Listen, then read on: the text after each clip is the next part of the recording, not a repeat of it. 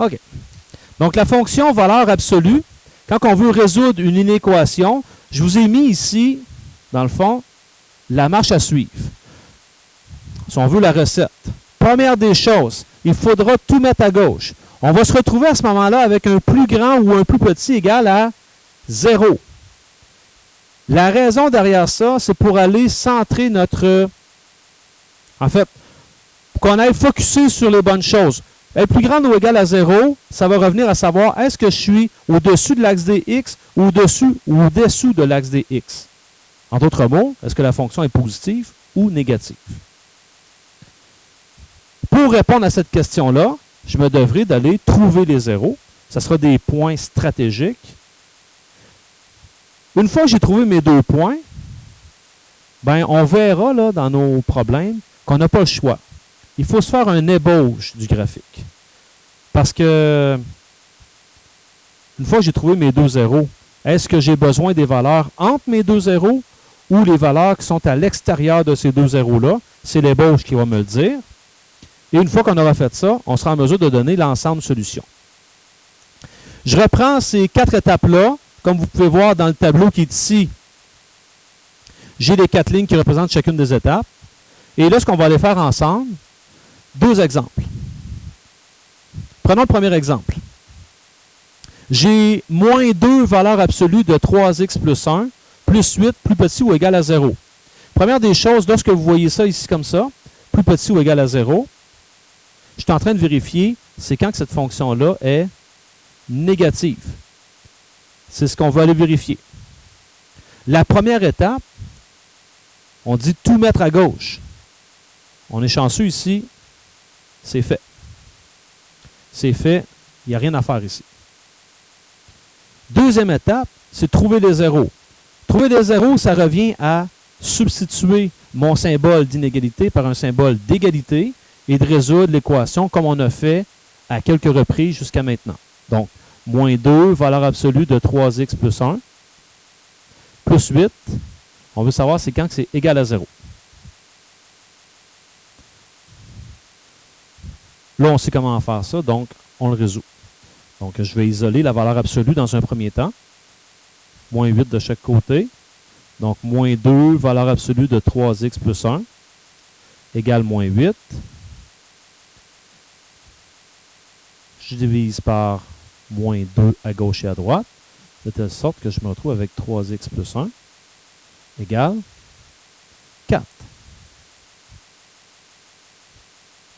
Rapidement, je porte attention à une chose. Ici, mon 4 est positif. Donc, je peux poursuivre mes calculs. Si j'avais eu un 4 négatif ici, ça signifie quoi? Ça ne veut pas dire que c'est impossible, mais ça veut juste me dire qu'il n'y a pas de solution possible. Mon dessin fait en sorte que, exemple, jamais que ça sera négatif. C'est ça que ça voudrait dire. La fonction serait ouverte vers le haut, puis le sommet serait au-dessus de l'axe des x, donc j'aurai toujours des valeurs positives.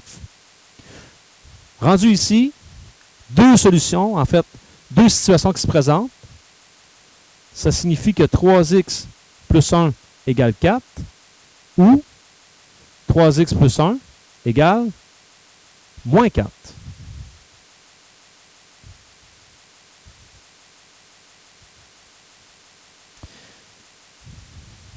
Moins 1, donc 3x égale 3. Il me reste à diviser par 3, x égale 1.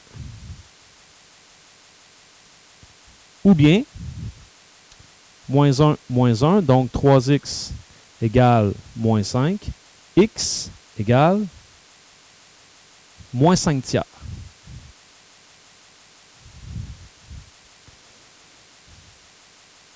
Là, je sais qu'à ces 2 points-là, ce que je viens de trouver, c'est que ça croise l'axe des x. Puis je veux savoir, c'est quand que la fonction est négative. C'est quand qu'elle est sous l'axe des x. C'est là que de se faire un ébauche va nous préciser quels sont les intervalles à utiliser ou quel est l'intervalle à utiliser. Donc, rapidement, faire un ébauche, là, c'est un dessin à la main levée. Je peux aller placer mes 2 zéros. Donc, mes 2 zéros, j'en ai un à moins 5 tiers. Je n'ai 1 à 1.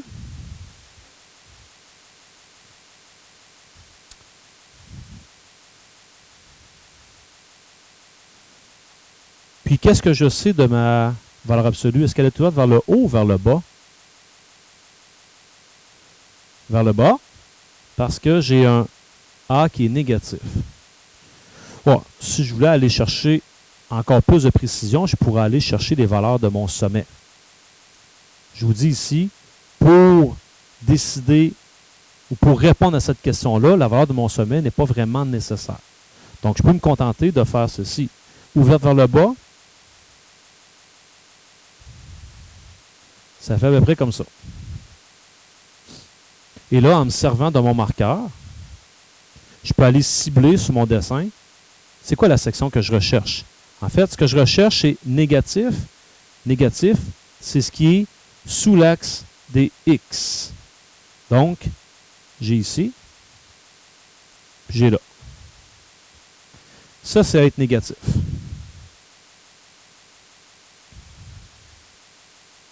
Ben, ça ne devient pas très compliqué maintenant de donner l'ensemble solution.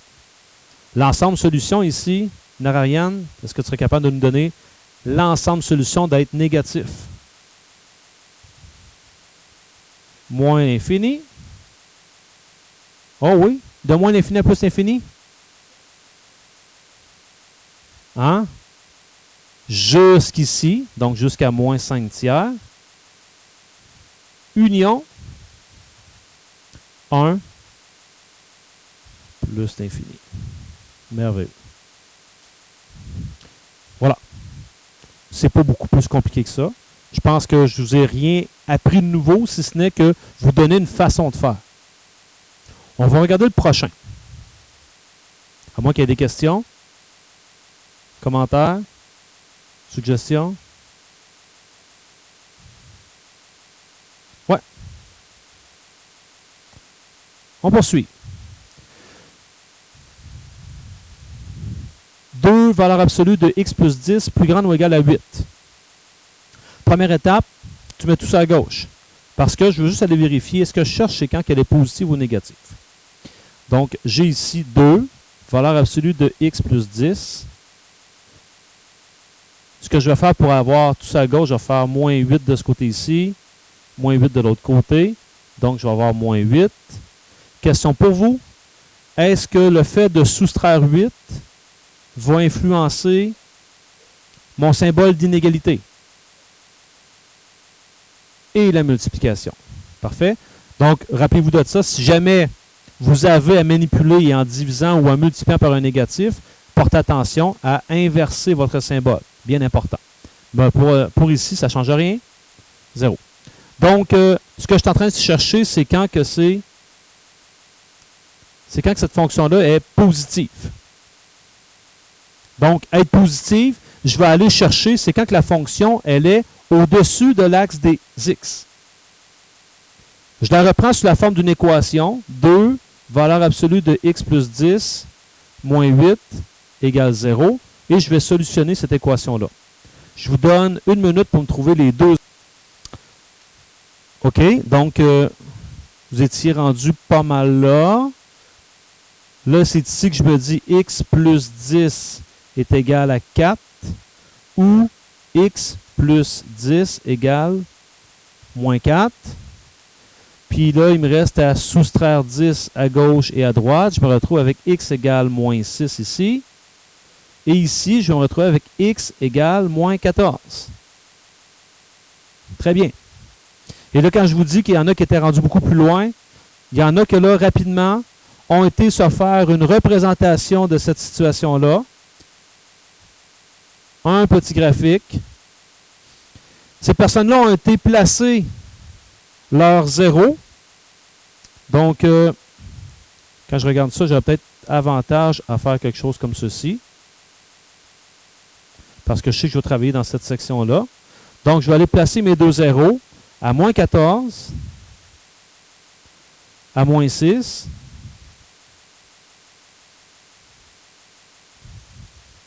ma fonction, elle est ouverte vers le haut.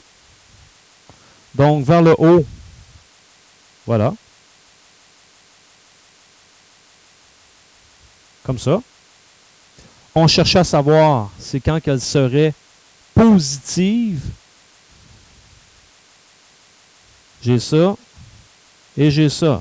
Donc, j'entends des personnes tout de suite qui me disent de moins l'infini jusqu'à moins 14. Donc, moins l'infini jusqu'à moins 14. Union de moins 6 à plus l'infini. J'ai eu une bonne remarque dans notre classe. Je vous pose une question. Est-ce qu'il y a quelqu'un qui peut me donner rapidement les coordonnées du sommet ici? Moins 10, moins 8. Ayoub, tu les as pris où ces coordonnées-là? Le H et le K. Parfait. Ici, quelles seraient les coordonnées rapides de ce point-là? Toi, tu dirais moins 1, 8. Est-ce que tout le monde est d'accord avec ça? No. Oui. Il faut s'assurer qu'on est vraiment sous la forme canonique. C'est-à-dire, ici, là, je vais avoir B, X, moins H, plus K. Donc ici, ce serait moins 2, 3, X plus 1 tiers, plus 8. Donc, moins 1 tiers, 8. Dans l'autre classe, je ne sais pas si vous réalisez ceci, qu'est-ce que vous pouvez dire du sommet par rapport aux deux zéros? Ils ne sont pas en même place, ça c'est bon.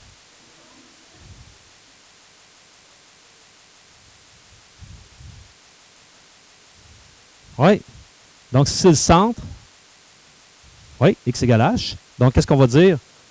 Le sommet, il est symétrique, il est en plein milieu de mes deux zéros.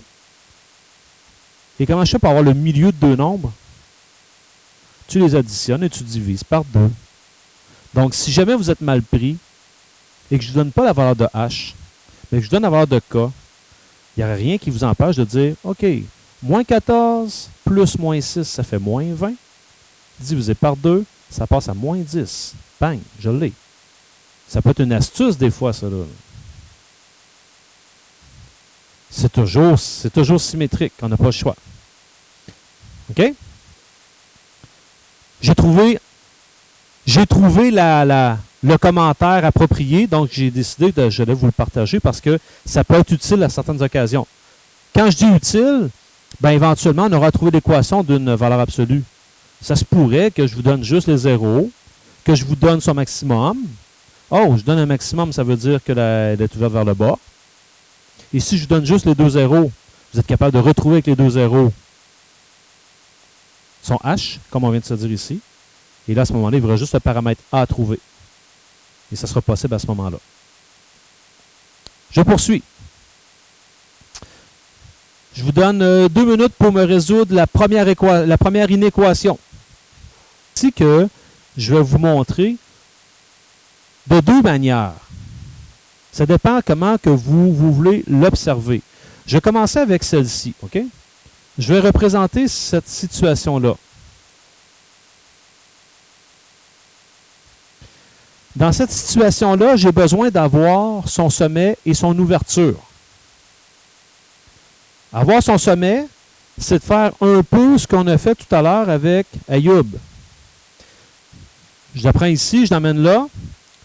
C'est comme moins 2, valeur absolue de 3, parenthèse x plus 2 tiers, moins 20.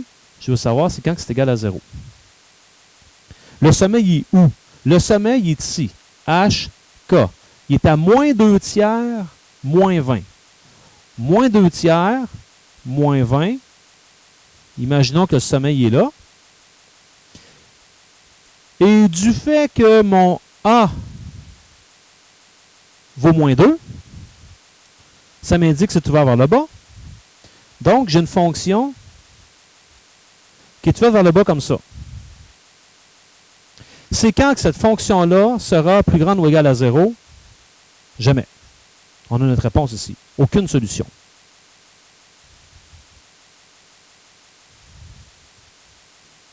à cause de ça ici. Quelqu'un aurait voulu l'observer directement avec celle-ci, en faisant directement égal 20. Il aurait fallu l'avoir de cette manière-ci. Ici, là, comme j'ai fait là, j'aurais moins 2, 3x plus 2 tiers égale 20. Dans le fond, mon h vaut 2 tiers négatif, donc moins 2 tiers. Puis mon k vaut 0, si je l'observe de cette manière-là. Donc, moins 2 tiers, 0. Mon sommeil est ici. Encore une fois, mon a, c'est moins 2. Donc, ça m'indique que la fonction est ouverte vers le bas. Mais puisque je ne l'ai pas manipulé au départ, je vais vérifier quoi? Je vais vérifier, c'est quand elle est plus grande ou égale à 20. 20 étant ici, c'est quand que cette fonction va être plus grande ou égale à 20? Jamais.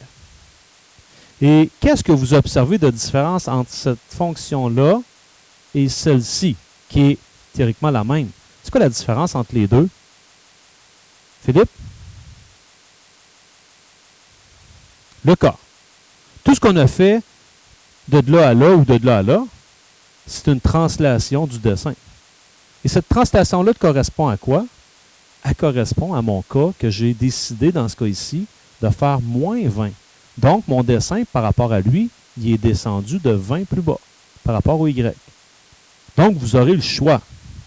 Moi, ce que je vous dis, ce que Joël disait, c'est que par rapport à mon dessin, moi, je considère que visuellement, on le voit bien ici, quand j'ai par rapport à mon axe des X. Mais le calcul ou le travail revient pas mal aux mêmes. On va aller voir le prochain. Pour faire le prochain, pour éviter d'avoir aucune solution, je vous invite à venir mettre un moins ici. OK? Désolé pour ceux qui ont déjà fait le travail. Désolé pour ceux qui ont fait le travail. C'est pas mauvais en soi. Avec plus 15, vous arriviez à aucune solution encore une fois. Là, moi, je veux en faire un qui va arriver avec une solution. Donc là, on veut solutionner cette inéquation-là. Donc, dans l'ordre, je vais commencer par faire ceci. Moins 3, valeur absolue de moins 2x plus 5, plus 15, plus petit ou égal à 0. Donc, nous, ce qu'on va aller chercher, c'est quand qu'elle sera négative. C'est ce que je vais aller vérifier. Pour ça, je dois aller chercher ces deux zéros. Donc, moins 3, valeur absolue de moins 2x plus 5. Je vais aller vérifier. Plus 15, c'est quand c'est égal à 0. Là, ici, regardez bien ce que je vais faire. Je n'ai pas de misère. Je sais que dans la classe, il y en a plusieurs. Si vous n'êtes pas à l'aise avec ça et que vous voulez le faire en 2 étapes, je n'ai pas de problème. Mais je sais qu'il y a des élèves dans la classe ici qui peuvent passer à cette étape-là en faisant égal à 5. Mentalement, ils ont fait moins 15, puis ils savent qu'il faut qu'ils divisent par moins 3 par la suite. Moins 15 divisé par moins 3, 5. Si vous aimez mieux prendre le temps d'écrire vos deux lignes, je n'ai pas de difficulté avec ça non plus. Ça vous appartient, ce bout-là. Rendu ici, ça signifie que moins 2x plus 5 peut être égal à 5 ou moins 2x plus 5 peut être égal à moins 5. De telle sorte que, en faisant moins 5 de chaque côté, je me retrouve ici avec moins 2x égale 0, donc x égale 0. Ou bien, en faisant moins 5, j'ai moins 2x égale moins 10, x égale 5.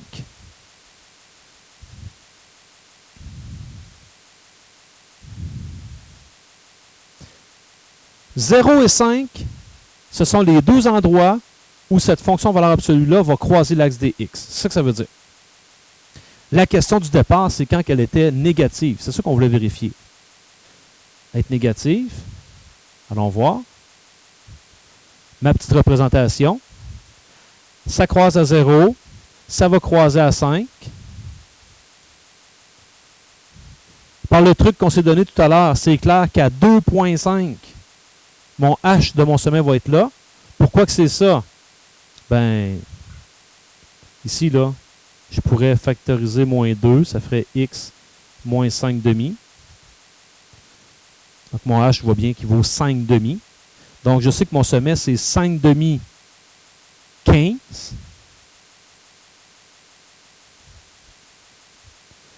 Donc, j'ai une fonction qui fait ça comme ça.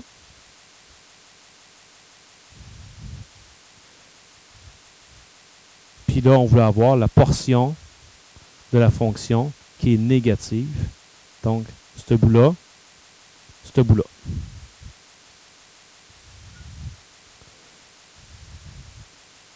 Donc, la solution, c'est de moins l'infini jusqu'à 0, union de 5 à plus l'infini.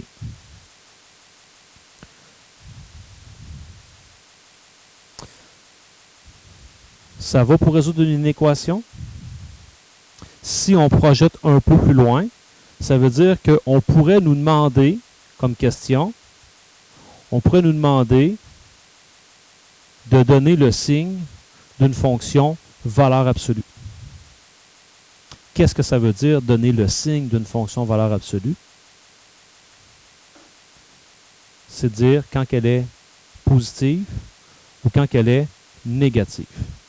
Et pour faire ça, si jamais là, je vous demande ça, on a besoin d'avoir... Qu'est-ce que ça nous prend pour répondre à une question comme ça? Les deux zéros, excellent. On a besoin d'avoir la valeur des zéros. Là, ici, je marque des zéros. On s'entend que ça se pourrait qu'on n'en ait aucun. Comme ça se pourrait qu'on en ait un seul zéro aussi. Daphné, dans quelle situation je vais me retrouver si j'ai un seul zéro? Ça ressemble à quoi, ça? Excellent. Le sommeil est sur l'axe des x. Ça se peut, ça.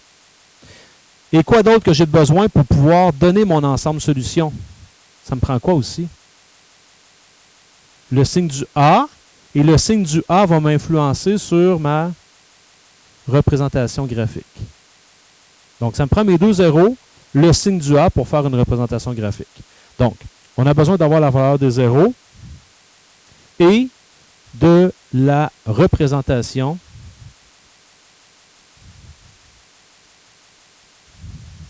graphique. Puis là, bien sûr, vous comprenez que dans la représentation graphique, j'ai inclus là-dedans ce que Joël vient de dire. La valeur du paramètre H, je vais m'en servir pour faire ma représentation. Alors, je termine avec ceci. L'exemple, c'est le suivant. Donne le signe de g de x égale 2, valeur absolue de 3x moins 1, moins 8. On veut le signe de cette fonction-là. Donc, on a dit que ça prenait les zéros.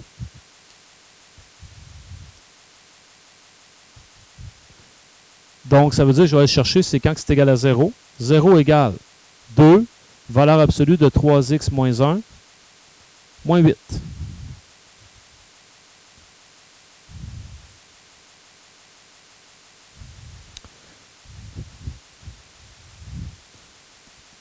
Plus 8 à gauche et à droite. Divisé par 2. Et c'est là que je vais avoir deux solutions possibles. Soit que ma valeur absolue, 3x moins 1 égale 4. Ou bien 3x moins 1 égale moins 4.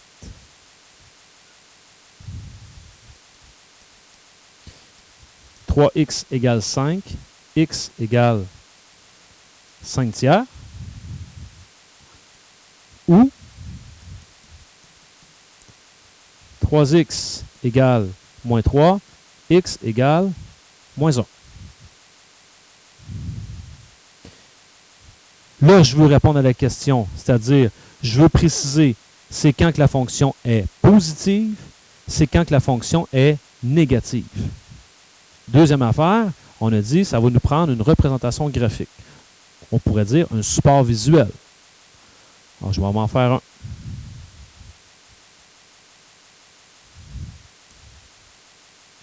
Une chose est certaine, je connais la valeur des deux zéros.